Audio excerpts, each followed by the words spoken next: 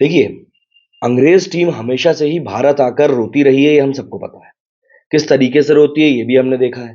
किस लेवल तक जाकर रोती है, ये भी हमने देखा है। और रोने के मामले में इनका कोई सानी नहीं है, ये हम जानते ही हैं। लेकिन इस बार इन्होंने जो रोना शुरू किया है ना, वो मतलब कुछ ज़्यादा ही हो गया है। मैच रेफरी के पास ये लोग गए ही थे, जो अंपायरिंग डिसीजंस इनके फेवर में नहीं गए थे, डीआरएस वाले। लेकिन उसके बाद में अब स्टोक्स का कहना है कि साहब आप अंपायर्स कॉल को अब हटा ही दो। मतलब वो हमारे अगेंस्ट में जा रहा है, तो आप उसको हटा दो।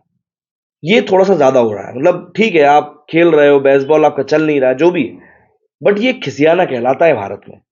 दरअसल भारत ने इंग्लैंड को 5 मैचों की सीरीज के तीसरे मुकाबले में 434 रनों से हरा दिया। भारत की टेस्ट क्रिकेट में ये रनों के लिहाज से सबसे बड़ी जीत है। राजकोट में खेले गए इस मैच में इंग्लिश टीम को 550 रनों का लक्ष्य मिला था, लेकिन वो दूसरी पारी में 122 रन पर ऑल आउट हो गए। और इस बेहतरीन जीत के साथ ही भारत ने टेस्ट सीरीज में 2-1 की बढ़त भी बना ली। टेस्ट सीरीज का चौथा मुकाबला 23 फरवरी से रांची में खेला जाएगा।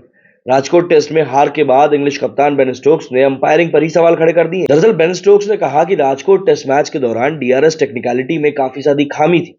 इसके कारण उनके 3 फैसले उनके खिलाफ गए। स्टोक्स ने मांग करी है कि अब इंटरनेशनल क्रिकेट में डीआरएस के दौरान अंपायर्स कॉल को खत्म किया जाए। बेन स्टोक्स ने कहा कि हम इस खेल में 3 अंपायर कॉल के दौरान गलत एंड पर रहे। अंपायर कॉल डीआरएस का हिस्सा है। आप या तो सही तरफ हैं या फिर आप गलत तरफ। लेकिन दुर्भाग्य से हम गलत एंड पर थे। मैं ये नहीं कह रहा कि इस वजह से हम मैच हार गए, क्योंकि 500 रन बहुत होते हैं।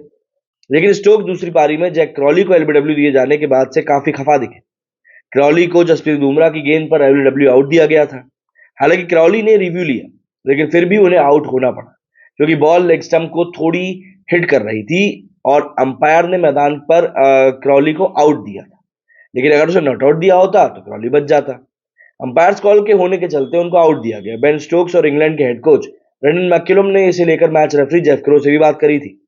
स्टोक्स ने आगे कहा कि हम जैक क्रॉली के डीआरएस पर कुछ ज्यादा क्लैरिटी चाहते थे।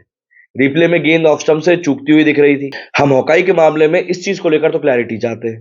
नंबर्स के मुताबिक ये स्टंप हिट कर रही थी, लेकिन प्रोजेक्शन गलत था।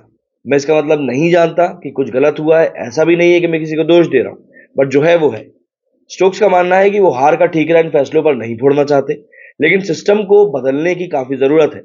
इसकी शुरुआत अंपायर कॉल से होनी चाहिए। पहली पारी में ओली पोप के आउट होने से इंग्लिश टीम नाराज थी। मोहम्मद सिराज की बॉल पर पोप को नॉट आउट दिया गया था। हालांकि भारतीय टीम के डीआरएस लेने के बाद जो फैसला था वो पलट गया।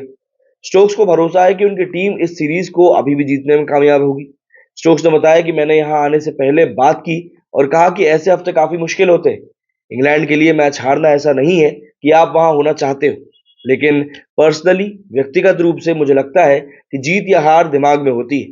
मैंने सुनिश्चित किया कि हर तरह की इमोशन, निराशा अब सिर्फ ड्रेसिंग रूम में ही रहेगी और वहीं तक लिमिटेड रहेगी। हमारे 2 और मैच बचे हैं और एक कप्तान के तौर पर मैं बस यही सोच रहा हूँ कैसे भी करके उन 2 मैचों को जीतूं और 3-2 से सीरीज को अपने नाम करूं।